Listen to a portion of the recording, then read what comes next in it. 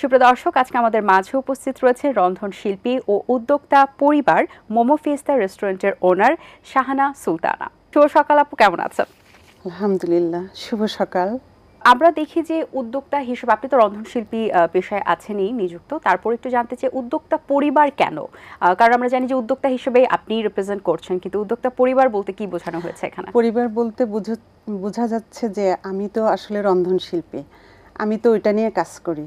তো পরিবার বলতে এটাকেই বোঝায় যে আমি যে কাজগুলো করি, বিভিন্ন প্রতিযোগিতায় অংশ নিয়ে এক এক জায়গায় থেকে এক একটা এক্সপিরিয়েন্স নিয়ে এসেছি, সেটা তো বাসার মানুষই আগে খুশি হয়, জানতে পারে। তো সেই উৎসাহে ওদেরও একটা ভালো লাগা তৈরি হয়েছে। তো আমার পরিবারে দুইটা ছেলে আছে, ওরা একজন ব্যাংকার পেশায় আর একজন হচ্ছে ইঞ্জিনিয়ার। তো ওরা একটু শখের বশেই প্যাশন হিসেবে প্রথম শুরু করে প্যান্ডামিকের পর। এই জন্যই আমি বলেছি যে উদ্যোক্তা পরিবার, অনুপ্রেরণাটা আমার কাছ থেকে। বাহ, খুব ভালো। পরিবারের সকলে আসলে এই কাজের সাথে নিয়োজিত। মোমো ফিয়েস্তা রেস্টুরেন্ট সম্পর্কে একটু জানতে চাই, যেটি নূরজাহান রোডে মোহাম্মদপুরে অবস্থিত। এই যে আইডিয়াটা যে আপনি একটা শপ দিবেন, একটা রেস্টুরেন্ট দিবেন, সেটার পেছনের গল্পটা একটু জানতে চাই। আসলে পেছনের গল্পটা আমার থেকে ওদের দুজনের স্বপ্নটাই আগে তুলে ধরবো।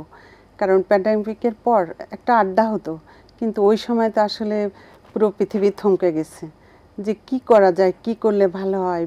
ব্রেন স্মৃতি সব কিছুই কাজ করতো, যে রান্নার মধ্যেও তো একটা আর্ট আছে, সেটা কিভাবে কাজে লাগানো যায়। তো ওদের আইডিয়া, ওদের স্বপ্ন, তো ওরা দুজনে প্রথম আর কি আইডিয়া নিয়ে মানে স্বপ্নটা কিভাবে বাস্তবায়ন করবে সেই তথ্যটা আমাকে দেয়। তো আমি আলহামদুলিল্লাহ বলি, কারণ এটা তো একটা হালাল রিজিক, আমি খুশি হয়ে যাই। তো আমার কাছ থেকে দোয়া নিয়ে ওরাই পথ চলা শুরু করে। তো আজ 4 বছর ইনশাল্লাহ ভালো রেসপন্স পায়, এবং যে একবার আসে দ্বিতীয়বার তার আসতেই হয়। মানে মোমোটা বিশেষত্ব আছে একটা। আচ্ছা, যেহেতু মোমো স্পেশাল আপনার ওখানে, আমরা তো মোমো তো এখন দেখি খুব ক্রেজ, সকলে মোমো খুব পছন্দ করেন। আপনার ওখানে স্পেশালিটি কি আছে, এবং পাশাপাশি মোমোর পাশাপাশি আর কি কি ধরনের খাবার আপনার ওখানে রয়েছে? হ্যাঁ, ওইটা তো দুপুরে যে রেস্টুরেন্টটা শুরু হয়, লাঞ্চ ডিনার 11:30 পর্যন্ত সব ধরনের খাবারই সব ধরনের খাবারই আছে, ইন্ডিয়ান, ইতালিয়ান, কন্টিনেন্টাল, চাইনিজ, সব ধরনের খাবার। বাঙালি আনাও তো বাঙালি আনাও আছে। মোমোর পাশাপাশি এগুলো ওখানে। এবং সেই সাথে আপনি culinary association of Bangladesh member হিসেবেও রেসিপির কাজে নিয়োজিত রয়েছেন, সেটি সম্পর্কে একটু বিস্তারিত জানতে চাই। ওইটা হচ্ছে 2019 সালে আমি আমার হাজব্যান্ড যখন ইন্সপায়ার হয়ে যায়, তখন আমি একটু বিষণ্ণতায় ভুগছিলাম, একটু অসুস্থতা হয়ে গেছিলাম। তো তখন কুলিনারি অ্যাসোসিয়েশনের মেম্বার হওয়ার জন্য আমাকে ওনারা ইনভাইট করে। তো প্রেসিডেন্ট হচ্ছে নাজমা ম্যাম, আর ভাইস প্রেসিডেন্ট হচ্ছে কল্পনা ম্যাম। তো ওনাদের অনুপ্রেরণায় আমি প্রথম মেম্বার হই, এবং ওনাদের এই যে আইডিয়া থেকে একটা স্পুন ম্যাগাজিনের একটা ম্যাগাজিন আছে, ওখানে রেসিপি দেই। আর মানে সব কুলিনারি সেক্টরে যে আমার রন্ধনশিল্পী আর্টিস্ট আছে, সবাই আমরা এই রমজান মাসে বা সারা বছরে যে রন্ধনশিল্পীর যে রেসিপিগুলো হয়, ওটা আমরা টিভি শো আকারে দেখাই, সেখানে আমি অংশ নেই।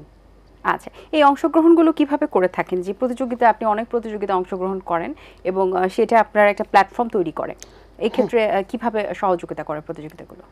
প্রতিযোগিতার সহযোগিতা করে, আমরা বাসায় তো সবাই ভালো রান্না জানি, রান্না করি, কিন্তু রান্না করলেই তো হলো না। এর ভিতরে ফিউশন আছে, নিউট্রিশন আছে, ব্যালেন্স আছে, ভিটামিন আছে, কোন খাবারটা কেমন, এইটা কোনো প্রতিযোগিতায় যদি আমি অংশ নিই, সেখান থেকে একটা জায়গায় আমি পৌঁছাতে পারি, আমার কাঙ্ক্ষিত জায়গায়, তখনই আমি ওই বিষয়গুলো জানতে পারবো যে ওখানে কিভাবে আমি অ্যাটেন্ড করলাম, আমার প্রেজেন্টেশন কিভাবে হলো, ফিউশন কিভাবে হলো, খাবারের আইডিয়া কেমন, এটা তো ওনারা খুব ভালোভাবে দেখে, এবং সেইটার উপর বেস করেই তো মার্কিং হয়। খাবারগুলো রান্না করছি, টাইমিংয়ের ব্যাপার আছে, ফুড ভ্যালু আছে, অনেক কিছু তো ডিপেন্ড করে। এই জন্য আর কি মানে টিভি শো থেকেও প্রথম প্ল্যাটফর্ম তো লাগে। আচ্ছা, প্ল্যাটফর্ম হতে হলেই তো আগে একটা কম্পিটিশনে যেতে হবে, সেখান থেকে কিছু না কিছু উইনার হয়ে শেখা যায়। ট্রেনাররা যে ক্লাস নেয়, যে এক্সাম হয়, তারপরে প্র্যাকটিক্যাল হয়, প্র্যাকটিস করতে হয়, অনেক কিছু জানা যায়, দক্ষতা সম্পর্কে জানা যায়, আইডিয়া নেওয়া যায়। তারপরে অনেক কিছু শেখা যায়, ঘরে বসে তো আর এগুলো সম্ভব না। যার কারণে প্রতিযোগিতায় গেলে প্রেজেন্টেশন বলেন, আইডিয়া বলেন, স্মার্টলি সব কিছু জানা যায়। রূপচাঁদা সুপার শেফ সম্পর্কে একটু জানতে চাই। রূপচাঁদা সুপার শেফ তো একটা কাঙ্ক্ষিত স্থান। জি। ওইটা হচ্ছে আমার প্রথম রান্নার হাতে খড়ির জায়গা বললেই হয়। আমি তখন ফর্মাল টিচার, তো একটা স্কুলে জব করতাম। আচ্ছা। তো ওখানে আমার কলিগসরা যাবে, সবাই এক্সাম দেবে, যে কি ব্যাপার রান্নায় কি আগের এক্সাম হয়, এ তো বিসিএস এর মতো।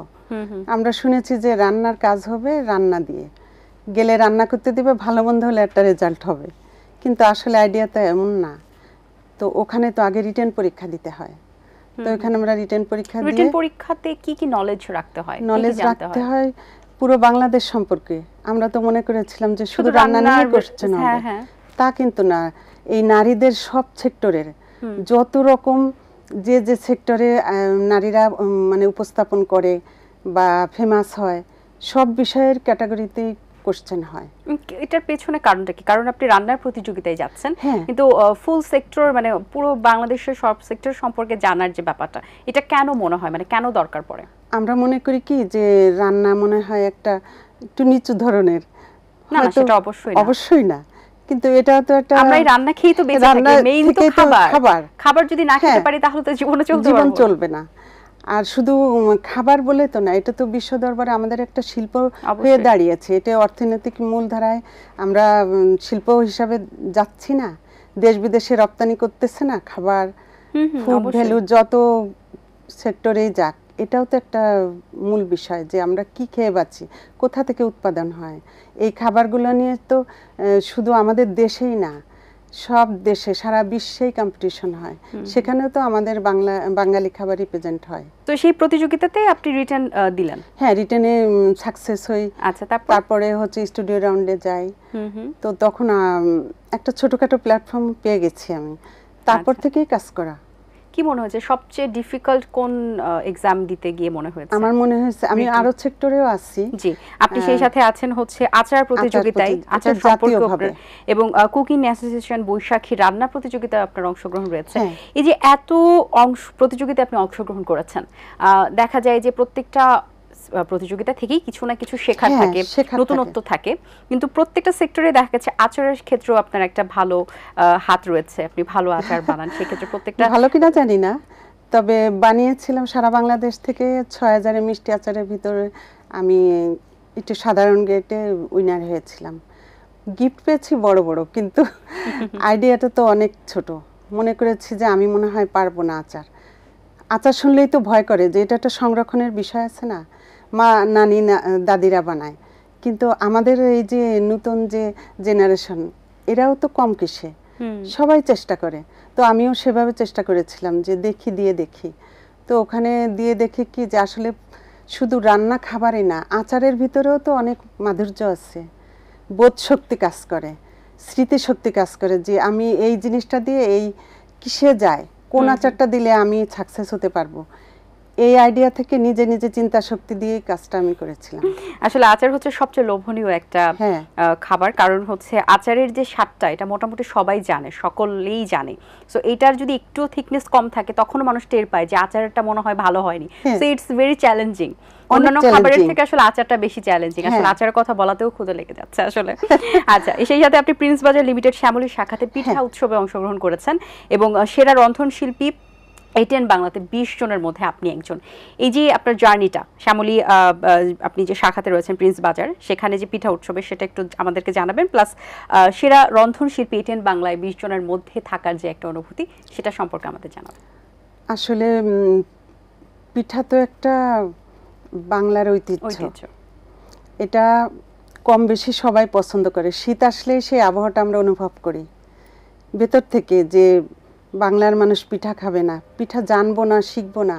আমি যদি না জানি তাহলে আমার পরিবার, আমার নিউ জেনারেশন, এরা তো জানতে পারবে না যে আমি যে বাংলাদেশি, বাংলার যে একটা ঐতিহ্যমান খাবারের নাম পিঠা। এজন্য আমি ভাবলাম কি যে একটু অ্যাটেন্ড করি, দেখে আমি আমার অঞ্চলে পিঠা দেই, খেয়ে কি বলে জাজরা, কিভাবে মার্কিং করে, ওই জিনিসটা জানার জন্য গিয়েছি যে আমি কি পারি, আমারটা প্রেজেন্টেশন করি।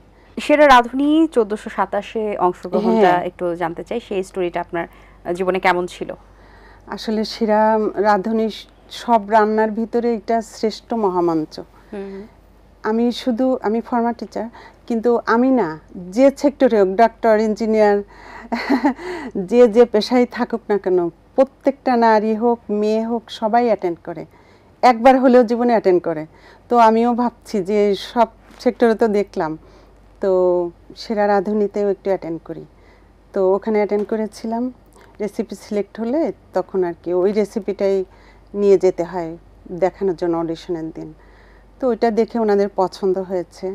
সেই সাথে আপনার আরেকটা প্রতিযোগিতা আছে যেটা হচ্ছে দুই বাংলার হেসেলের গল্প, সেই সম্পর্কে একটু জানতে চাই। ওইটা অনেক চ্যালেঞ্জিং, কারণ লাইভ প্রোগ্রাম এটা। তো আমার যখন মানে নামটা আসে, তো আমি একটু টেনশনে ছিলাম যে কিভাবে কি করব।